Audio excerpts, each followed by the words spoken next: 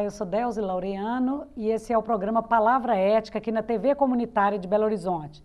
Hoje nós estamos recebendo aqui nos nossos estúdios o Vanderlei Dias, ele é vereador em Pedro Leopoldo, mas o Vanderlei, além de falar para nós sobre um pouco da política, uma cidade importante na região metropolitana de Belo Horizonte, que é Pedro Leopoldo, o Vanderlei vai falar um pouco da história de vida e da luta dele ao lado de uma comunidade que está hoje muito pressionada, sofrendo, então, a violência de alguns segmentos em Pedro Leopoldo. Bem-vindo, Vanderlei. Obrigado. Estamos aqui para esse debate. Para mim é um prazer estar aqui com vocês. Que bom.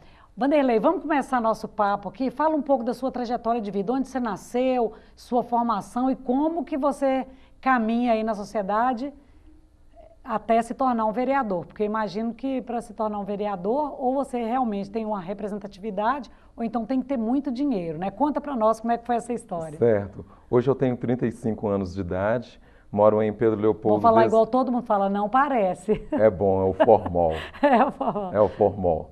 Então, nasci em Pedro Leopoldo. Sim. E lá vivo até hoje. Vim de uma família humilde, uma família pobre, oriundos da região do Cerro, Morro do Pilar, Conceição do Mato Dentro. Que é uma região que tem muitos negros, né? Que vieram. O Morro do Pilar foi a primeira fundição, né, no Brasil, sabia disso? Inclusive lá também nós temos a presença de algumas comunidades quilombolas também na região. Então, com certeza, seus ancestrais eram desses negros que foram, né, para aquela região trabalhar com a fundição, né? Mas e aí, conta para nós. Então, seus pais vêm para Pedro Leopoldo? Foram para Pedro Leopoldo e em Pedro Leopoldo, né, constituíram família e nós fomos residir num bairro que chama-se Bairro da Lua. É conhecido como Bairro da Lua. Sim. Tem uma história importante, interessante, mas para um outro momento. O Bairro da Lua é um bairro que fica na região periférica de Pedro Leopoldo. É um bairro que surgiu no final dos anos 80, como um processo de uma política habitacional. Uma política habitacional... Mas já vão mais de 30 anos. Né? Exato, é uma política habitacional que ela ainda não estava ainda nos moldes que nós conhecemos hoje. É um processo de mutirão e um bairro que surgiu sem uma infraestrutura. Por exemplo, a primeira escola, ela era uma escola improvisada em salas de tábua, de madeirite. Não havia ônibus, linha de ônibus, a água chegava até a comunidade por Jerico. Era uma comunidade, tudo no improvisado. Início, muito precária. E a partir dessa luta, né, as pessoas conquistaram os seus direitos lá no bairro a partir de lutas, do engajamento social, da mobilização social. Sim. E eu, desde pequeno, acompanhava isso, porque o meu pai era uma dessas lideranças, o senhor José Gonçalves era uma dessas lideranças. E neste caminho, eu também fui inserido nas pastorais ligadas à Igreja Católica, nas pastorais juvenis, sobretudo nos grupos da Pastoral da Juventude, nos grupos de jovem. E dentro dos grupos de jovens é que eu fui me formando. Então eu posso concluir que você é uma liderança que é formada pelas pastorais sociais da Igreja Católica. Com certeza. É interessante o Vanderlei nos trazer esse depoimento, porque isso foi muito comum durante a ditadura militar, muitos jovens que vinham da JUC, JEC, enfim, mas hoje a gente fica satisfeito de ver, né, uma pessoa jovem aí, uma liderança política formada também na base desses pastorais sociais. Mas daí, quer dizer, você participava com os maristas, mas mais na formação mesmo de outros jovens, não? Exato. Em 98 eu tive o meu primeiro contato com o CMP, com o então CMP, que era o Centro Marista de Pastoral dos Irmãos Maristas, à frente da formação de lideranças para grupos juvenis. Porque é curioso que até então a minha luta, né, tudo que eu fazia era quase que imitando os outros, aquilo que os outros faziam. Sim. As mobilizações, os protestos, tudo aquilo que acontecia por parte do grupo de jovens, né, o qual eu liderava, era imitando aquilo que os outros adultos faziam. A partir do meu contato com o CMP, e ali com os irmãos Murad, irmão Helder, Frank, então uma galera que já estava ali à frente, eu começo a ter formado um senso crítico, porque os irmãos naquela época, eles acabavam exigindo e cobrando da gente uma formação um pouco mais aprofundada dentro dessas questões sociais. Sim. Foi aí que eu tive o meu primeiro contato, por exemplo, com as palestras e os escritos de Leonardo Boff, Frei Beto e tantos outros, até mesmo Chico Mendes, tantos outros líderes que já estavam nessa luta social, nessa questão da luta pelo desenvolvimento humano, dos direitos humanos, ligados aos direitos humanos. Até então, a partir desse momento, né, melhor falando, que eu realmente começo a fazer com mais consciência. Sim. Então, quer dizer, você é uma liderança que sai desse bairro operário, que você fala, improvisa alguns aparelhos urbanos, porque o poder público mesmo está ausente ali no bairro. Exato. Né? Mas, Vanderlei, num primeiro momento, assim, era possível para aquelas famílias perceberem que quando chegavam as políticas eram mais assistencialistas do que realmente ao cumprimento de uma lei, o poder público cumprir a lei para levar essas melhorias para o bairro? Como que era? Não percebia, porque até hoje ainda é dominante esse pensamento paterno-assistencialista. Até então, dava-se a impressão, e eu consigo perceber isso hoje, até mesmo pela postura das pessoas, que tudo que vinha era como se fosse um favor mesmo.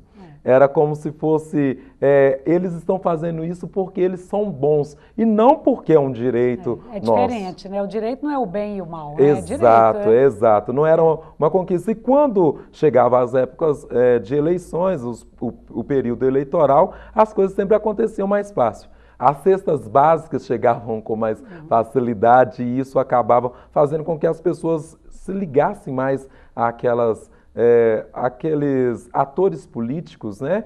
E isso fez com que, depois que eu já comecei a formar o meu senso crítico, eu comecei a perceber que isso não era um favor que eles faziam, mas era um direito. Era um direito que estava sendo concedido em forma de favor para nos fazer ficar dependentes desses atores. Claro. E assim... Você não vai ter autonomia, você está sempre controlado, né? Com certeza. Agora, eu imagino que você não é da base do governista. Exato. Principalmente porque, a partir do momento em que eu começo já a fazer uma luta mais consciente em prol de direitos, ainda ligado à juventude, né? Até mesmo no seio da cultura hip hop, do movimento hip hop também, e eu fazia isso através das letras do rap, que a gente começa a perceber isso. Eu vim de uma base do governo, aliás, do candidato que já tinha estado no governo à frente do Executivo Municipal, em Pedro Leopoldo, e que ele perde a eleição e depois tenta novamente se reeleger. Ele sentiu naquele momento que eu tinha chance, porém eu não tinha muito dinheiro. Sim. Então eu não acreditava também que eu poderia fazer alguma coisa através da política. Sim. Eu acreditava na luta social, na mobilização, mas eu não acreditava porque as referências que eu tinha de político não eram boas. Então, quando esse candidato na época, ele me impulsiona e com isso, depois de eu ter ouvido muitas cobranças, até mesmo do bispo, na época, Dom Valmor, já falava da importância do jovem na política, mas eu nunca levava isso tão a sério. É aí que acontece esse fenômeno, vou chamar de fenômeno, por quê? Porque eu entro numa campanha com pouco dinheiro, numa cidade aí de 58 mil habitantes, aproximadamente 35 mil eleitores, uma cidade que tem como principais atores políticos aqueles que estão ligados a famílias, a grupos familiares fortíssimos, muito típico em Minas, tradicionais, e que tem uma força realmente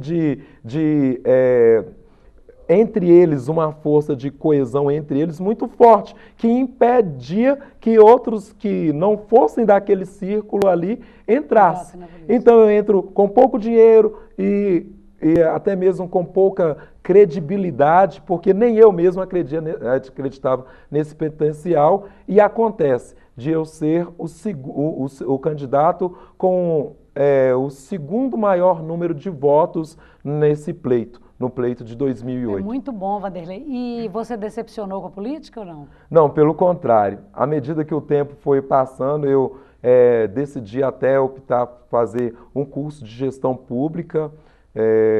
A sua formação na escola acadêmica, qual que é? Primeiro eu fiz o segundo grau na escola pública. Sim. E na época ainda existiam os cursos profissionalizantes. Eu fiz técnica em química, a minha formação é técnica, né, em química. Agora comecei a fazer e já estou terminando a graduação tecnológica em gestão pública, que me deu muito subsídio, né, ao que fez a diferença. Então hoje eu posso dizer que a minha felicidade é exatamente em ter tido a oportunidade de começar este curso de gestão pública estando dentro da vida pública, porque isso lapidou e melhorou ainda mais a minha atuação, até mesmo meu senso crítico, melhorou muito mais a minha perspectiva, tanto na proposta de soluções também. Mas não é fácil ser minoria dentro de uma Câmara, não, né, de vereadores. É complicado. Hoje... Porque objetivamente quase você não tem resultado. Você precisa, para aprovar qualquer projeto, você precisa de votos que muitas vezes a pessoa não vota porque você está incomodando de alguma forma ali, né, o sistema. Em Poder Oposto somos 10 vereadores. Somos 10 vereadores, sendo que hoje eu posso dizer firmemente que 7 são da base aliada do prefeito e 3 oposição, considerados oposição. Entre esses 3 estou eu. Então, realmente, o paterno assistencialismo, ele domina. Então, para você conseguir provar que aquele trabalho que você está desempenhando de fiscalizar e de legislar, ele é o princípio, você passa por muita luta. Imagino.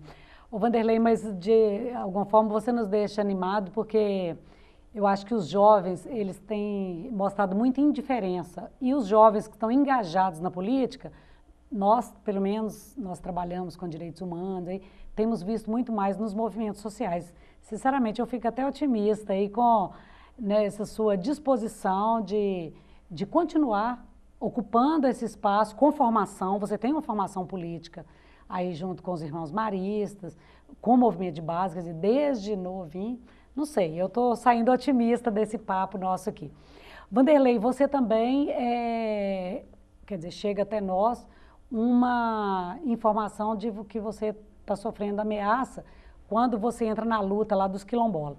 Nós vamos ter que fazer um intervalo agora, que nosso primeiro bloco está chegando ao final, mas eu queria que já no segundo bloco você começasse falando para nós como que essa questão quilombola lá em Pedro Leopoldo e por que você está sendo ameaçado, que essa luta é nossa, né, gente? O direito quilombola está na Constituição e ele tem que ser cumprido. Então, nós vamos fazer um pequeno intervalo e voltamos daqui a pouquinho.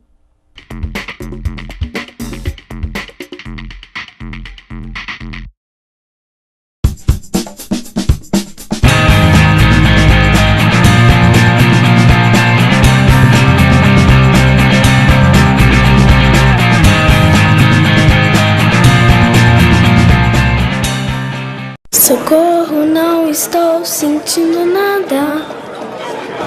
Não vai dar mais pra chorar, nem pra rir.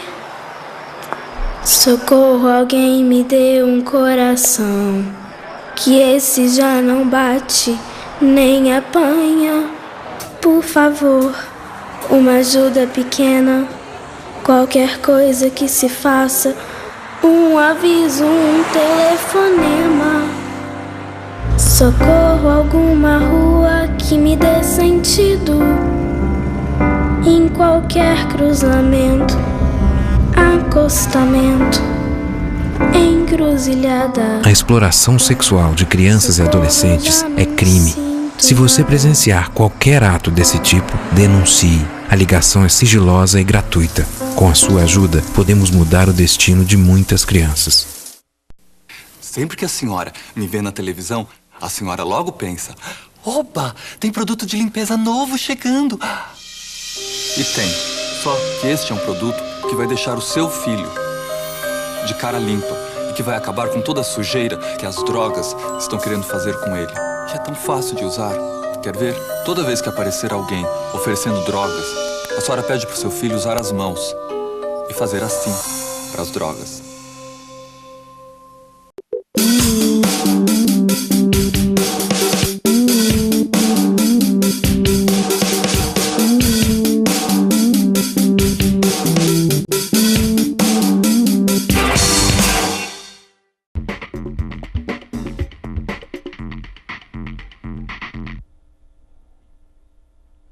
Nós estamos começando o segundo bloco do nosso programa Palavra Ética, aqui na TV Comunitária de Belo Horizonte.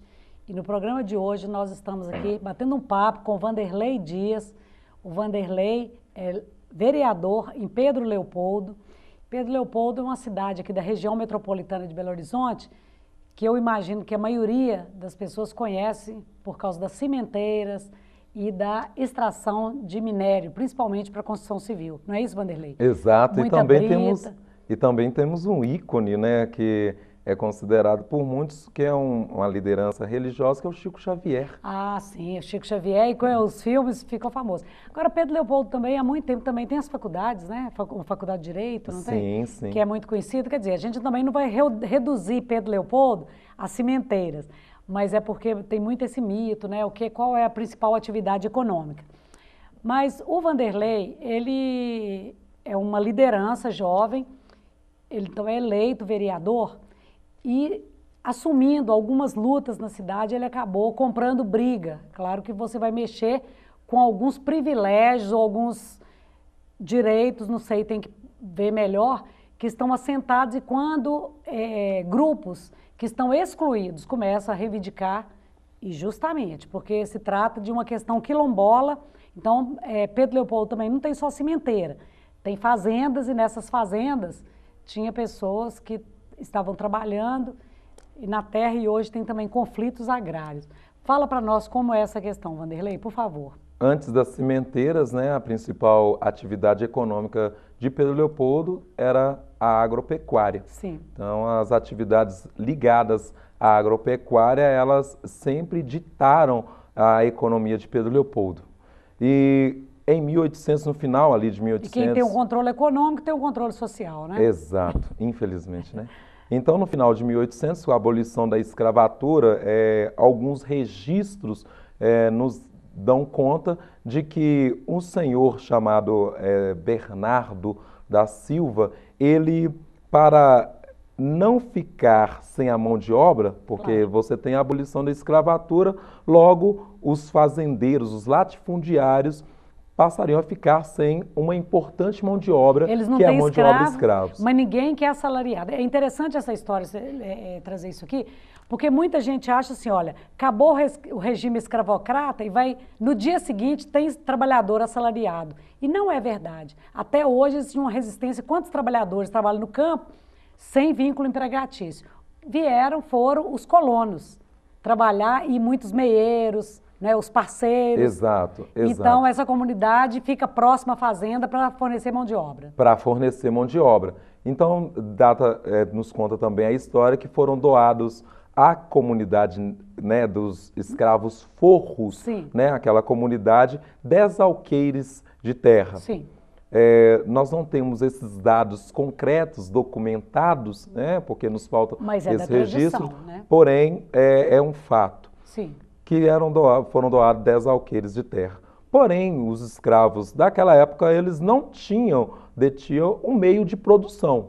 E detinham a força, né, do trabalho, mas não o meio de produção.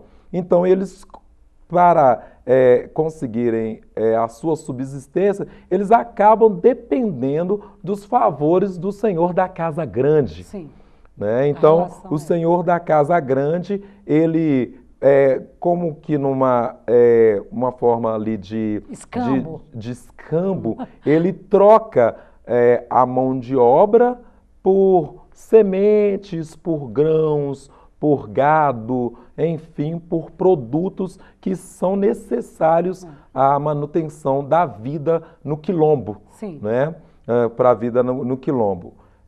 Com o advento, né, com a evolução ali da história, alguns negros, algumas famílias inteiras saem ali do quilombo por causa da deficiência, né, da vida não tinha ali meio de subsistência. do quilombo para trabalhar fora. Sim. Né? Eles vão trabalhar na indústria, sobretudo na indústria têxtil, que Pedro Leopoldo foi, na época, um polo de indústria têxtil, né, com a fábrica de tecidos na época. Vão trabalhar na fábrica de tecido, vão trabalhar na extração de pedra, vão trabalhar na indústria, na metalurgia, vão para fora de Pedro Leopoldo. Enfim, eles começam a sair do quilombo. E ficando ali no quilombo... Mas não porque querem, por absoluta necessidade, né? Por claro. absoluta necessidade. E ficando no quilombo somente aqueles que tinham uma ligação até mesmo mística com o local. Sim. Né? Uma ligação mística com o local. Só que depois que o senhor Bernardo morre, quando ele falece, os seus herdeiros, eles conseguem recuperar parte dessa terra. De que forma isso acontece? Se eram 10 alqueires de terra, e o que nós temos como estimativa hoje é que restam apenas 2 alqueires, então esses 8 alqueires foram sendo recuperados pelos herdeiros da seguinte forma. Os escravos, os remanescentes de escravos, eles tinham algumas necessidades básicas. Por exemplo, médico. Era muito caro na época. Era muito caro.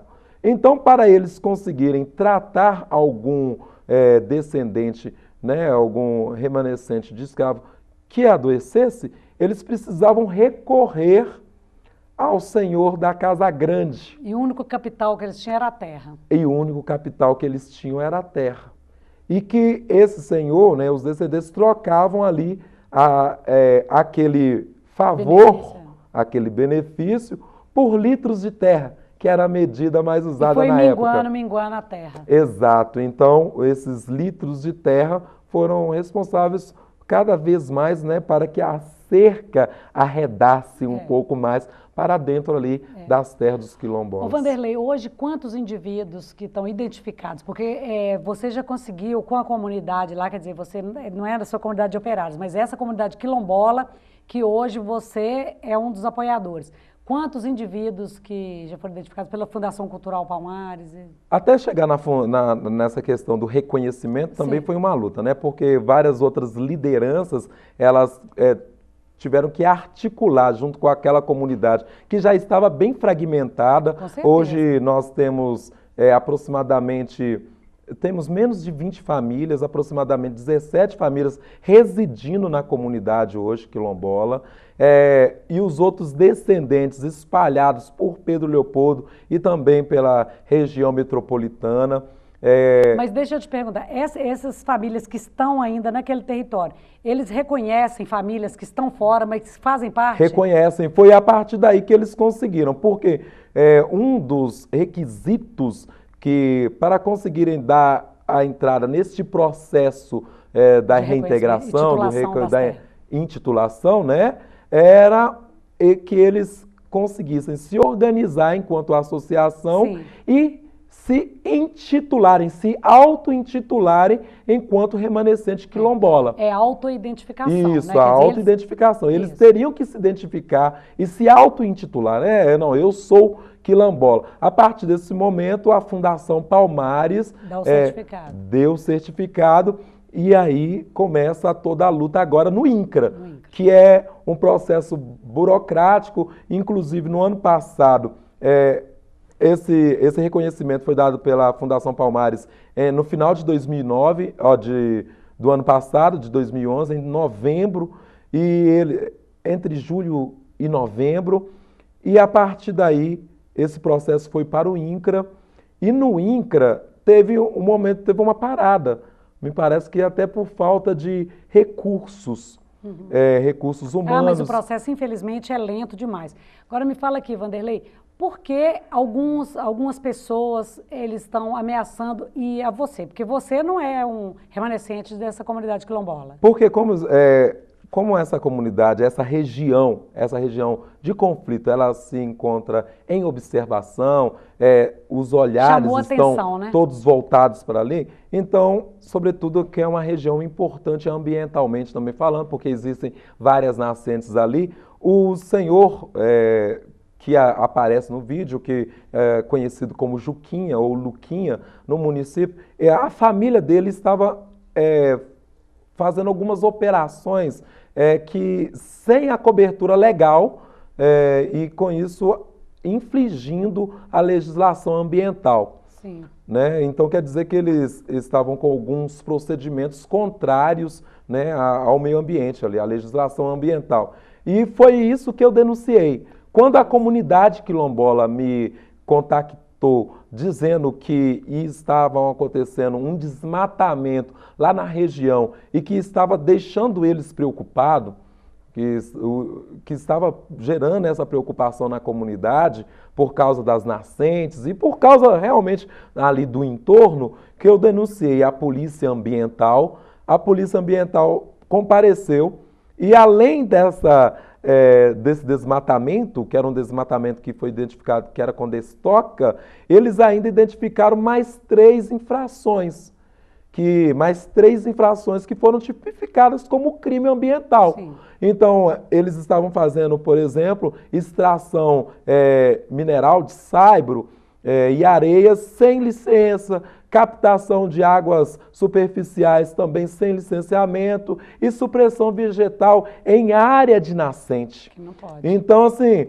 são crimes ambientais que nos chamaram a atenção, que chamou a atenção da Polícia Ambiental, que autuou, multou o fazendeiro. Como já existe todo esse histórico da luta do povo pela reintegração da terra à comunidade quilombola, então esse senhor se sentiu ameaçado.